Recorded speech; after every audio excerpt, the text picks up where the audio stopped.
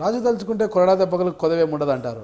అంటే central government తలుచుకుంది కాబట్టే bail రానికోకుండా చేసింది. ఈరోజు తమిళనాడు రాష్ట్రంలో జల్లికట్టు జరగకూడదని ఒక నిషేధం విధించినా కూడా, సుప్రీంకోర్టు నిషేధం విధించినా కూడా సెంట్రల్ నుంచి ఆర్డినెన్స్ తీసుకున్నారు, ప్రత్యేకమైన ఆర్డినెన్స్ తీసుకున్నారు. తర్వాత ఆ స్టేట్ ఇచ్చిన ఆర్డినెన్స్ కూడా ఆమోదం తెలిపింది. అంటే సుప్రీంకోర్టు యొక్క ఇదిని కూడా మన ఆర్డినెన్స్ ద్వారా ఇచ్చేశారు కదా. పోనీ అలా అంటున్నారు మీరు. నేను ఒక ప్రశ్న వేస్తాను మిమ్మల్ని. అదే యూపీఏ గవర్నమెంట్లో కన్నిమోళి, రాజా, సురేష్ కల్మాడి వీళ్ళందరూ యూపీఏ గవర్నమెంట్లో పార్ట్ అండ్ పార్సల్. వీళ్ళందరూ మంత్రులు చేసిన వాళ్ళు, ఎంపీలు. సురేష్ కల్మాడి ఎవరు? మన్మోహన్ సింగ్ రైట్ హ్యాండ్, చెప్తా సోనియా గాంధీ రైట్ హ్యాండ్. అలాంటి వాళ్ళు జైలుకి వెళ్ళారు. వాళ్ళు ఎందుకు ఆపుకోవాలా? అంటే ఎప్పుడు కూడా న్యాయ వ్యవస్థని మీరు అంత ఈజీగా ఎస్టిమేషన్ వేయటం అనేది ఎవరికి మంచిది కాదు. అంటే మనల్ని మనమే కించపరుచుకున్నట్టు. న్యాయ వ్యవస్థ జోలికి వెళ్ళి అలా మాట్లాడితే మనమే కించపరుచుకున్నట్టు. కాబట్టి మరి యూపీఏ ప్రభుత్వాలు భాగస్వాములు కదా. కన్నుమళి, రాజా, మారను, సురేష్ కల్మాడి వీళ్ళందరూ ఎవరు? బీజేపీ వాళ్ళు కాదే. యూపీఏ ప్రభుత్వంలో భాగస్వాములు వాళ్ళందరూ. మరి వాళ్ళందరూ యూపీఏ ప్రభుత్వ హయాంలో జైలుకి వెళ్ళారు.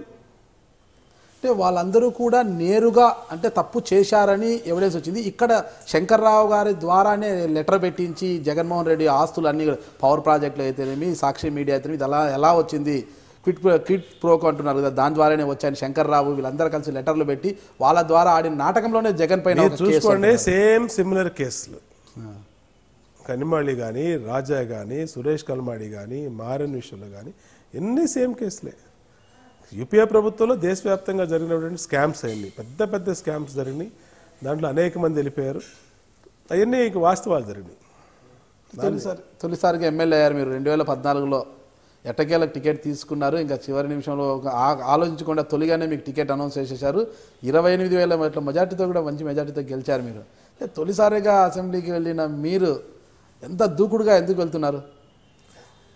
అది చెప్పాను కదండి. అది విజయవాడలో ఉన్నటువంటి ఇక్కడ పుట్టిన వాతావరణం అలా అనుకోవచ్చేమో. దానికి ఎవరు అంత దూకుడుగా ఉండరు, కానీ బోండా ఉమా గారు ఎక్కువ దూకుడు ఉంటారు. దూకుడు అనేదానికి ఎవరి మీదైనా నోరు వేసుకొని పడిపోతారు. ఇట్లే అంటే తప్పుంటే పడిపోతాం.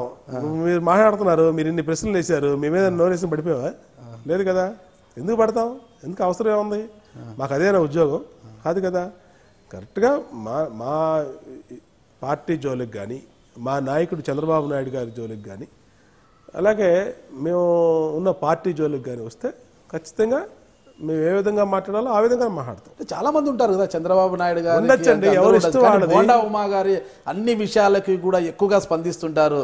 అసెంబ్లీలో రోజా గారితో డి అంటే డి అన్నారు. రోజా గారు కూడా మీ పైన చాలా చెల్లొత్తులు వేయడము, అసలు మీరు ఆమెను మాట్లాడడం చాలా జరుగుతుంటారు. ఎందుకంత ఇది బోండా ఉమా గారు? ఇప్పుడు ఆమె ఎక్కడి నుంచి వచ్చింది? తెలుగుదేశం పార్టీ నుంచి వెళ్ళింది. ఆమె తెలుగుదేశం పార్టీలో ఉన్నప్పుడు నాతో పాటు తిరిగేది. అంటే పార్టీలో ఆమె మహిళా అధ్యక్షురాలుగా ఉన్నప్పుడు నేను ఆర్గనైజింగ్ సెక్రటరీగా అనంతపురం జిల్లా ఇన్ఛార్జిగా ఉన్నాను. నేను అన్ని ప్రోగ్రామ్స్కి అందరం కలిసి వెళ్ళేవాళ్ళం. ఆ రోజున రాజశేఖర రెడ్డి గారిని అందరికన్నా ఎక్కువ తిట్టింది ఆ అమ్మాయే. ఈమె తిట్టింది ఎక్కువ. ఆయన మామూలుగా కాదు, అంటే ఎవరు అనలాన్ని మాటలన్నీ అంది రాజశేఖర రెడ్డి గారిని ఆమె. మరి సడన్గా ఆమె ఎట్టా దేవుడు అయిపోయాడు అంటే నేనేమంటున్నానంటే, నీ ఇష్టం, పార్టీ మారచ్చు, సరే నీకు ఇష్టం నచ్చిన నాయకుడి దగ్గరికి వెళ్ళచ్చు, తప్పులేదు.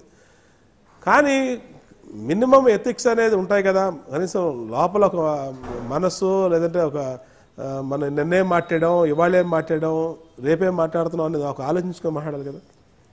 నువ్వో తెలుగుదేశం పార్టీలో ఉన్నప్పుడో రాజశేఖర రెడ్డి గారిని ఎవరు ఈ ప్రపంచంలో ఆయన పుట్టిన తర్వాత ఎవడు అన్నది మాట్లాడని అన్నది రోజానే. అలాంటిది మళ్ళీ ఆమె అక్కడికి వెళ్ళి ఆయన దేవుడు అని చెప్పి ఇటు తిట్టుద్ది. ఏం పద్ధతి అమ్మా అని అడిగాము. ఇది కరెక్ట్ కాదు. నీ ఇష్టం, నువ్వు పార్టీ పరంగా నువ్వు మాట్లాడుకో, రాజకీయాలు నీ ఇష్టం, ఏ పార్టీ కన్నా ఎక్కడన్నా ఉండో తప్పులేదు.